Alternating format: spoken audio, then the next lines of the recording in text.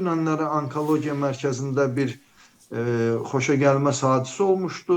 Bəli. Məzahir Əliyev adlı şəxs ora özünü partladaraq, özünü və həkimi partladaraq, radioloq idi həmin həkim, partlatmışdı, özü həlak oldu, həkim isə yaralıdır və bunu bir çox sosial şəbəkə istifadəçiləri, xüsusilə də o xaricdə oturan üzləniraq media götürüb qazi kimi təqdim eləmişdilər. Mən də araşdırdım, yəni hərbiçidir, niyə belə olsun, qaziyə niyə belə bir münasibət olub. Təbii ki, bu hadisənin özü, motivi, nəticə, səbəblər bu istintaq orqanı işidir. Araşdıracaqlar, günah kim varsa qanunlar çərçivəsində cavab verəcək. Bu vətəndaşı araşdırıram. Azad olunan ərazilərin birində anadan olub. 1988-ci il təvəllüddür və bu vətəndaş Məzahir 2006-2007-ci illərdə xidmət edib, müddətli hərbi xidmət keçib, yəni normal əskər. Səfərbərliyə də cəlb olunmayıb. Bizdə indi qazi, hamı elə hamı qazi deyirlər. Yəni bu adam nə müharibə iştirakçısı deyil, nə də müharibə əlili deyil. Cəmiyyətdə də böyük ajotaj yaranır. Mənfi nə hadisə baş verirsə, o hadisənin qurbanını bir çoxları dərhal müharibə adamı kimi qələmə verməyə çalışırlar ki, ictimaiyyətdə müəyyən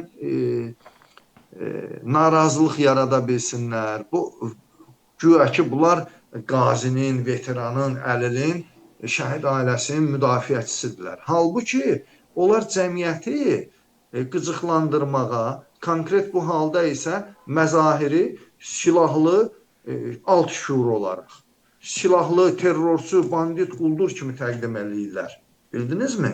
Yəni, normalda da bunu oxuyan adam nə deyir? Buna baxır, müharibə adamı, deməli, bunlar hamısı silahla gəzir, bunların üstündə qumbara ola bilər, biz bunlarla bir yerdə necə işləyə bilərik, bunu necə işə götürək, bununla necə əməkdaşlıq edək və yaxud da bunun müalicəsinə necə məşğul olaq, bildinizmi? Bu, alt şuurda formalaşan bir normal bir şeydir. Yəni, mən də həkim olsam, düşünərəm ki, sabah bir yaralı gələndə bundan ehtiyatlı olmalıyam. Bu, sabah qumbara ilə bura girə bilir və s. və ilaxır. Ona görə də mən tövsiyə edirəm ki, izləyəndə normal mənbələr izləsinlər. Bundan ötürü rəsmi qurumlar var. Bəli, hadisə öz-özlüyündə xoşagəlməz bir hadisədir.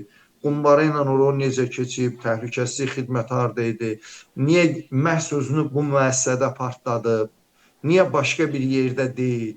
Bunlara aydınlıq gəlməlidir. Bu adam nə qədər müddət xəstə idi, kim buna nə deyib, kiminlə son danışığı olub, şahid kimdir, bunun yanında kim... Bütün bunlara aydınlıq gəlməlidir. Bununla mən razı. Amma dərhal hadisə baş verər-verməz bunu götürüb müharibə əlili ilə və yaxud da iştirakçısı adı ilə təqdim etmək ictimaiyyətə bir mənalı olaraq daxili auditoriyada narazılıq yaratmaq, həkimlərin, müharibə veteranlarının pis münasibətini qabartmaq və bir cəmiyyətdə bölünmə yaratmaq məqsədi daşıyır. Xatırladıram həmin adamlara. Bəli, ayrı-ayrı həkimlər ola bilir. Doğru fəaliyyət göstərməz, məqsədli şəkildə səhvlərə yol verə bilər. Dövlət var, mühafizə orqanı var, aydınlaşdıracaq. Səhvi olan kim varsa vəzifəsindən, kimliyindən asılı olmayaraq məsuliyyət daşıyacaq. Amma bir fakt var ki, müharibə zamanı Azərbaycan ordusunun ümumilikdə 12.110 nəfər yaralısı oldu.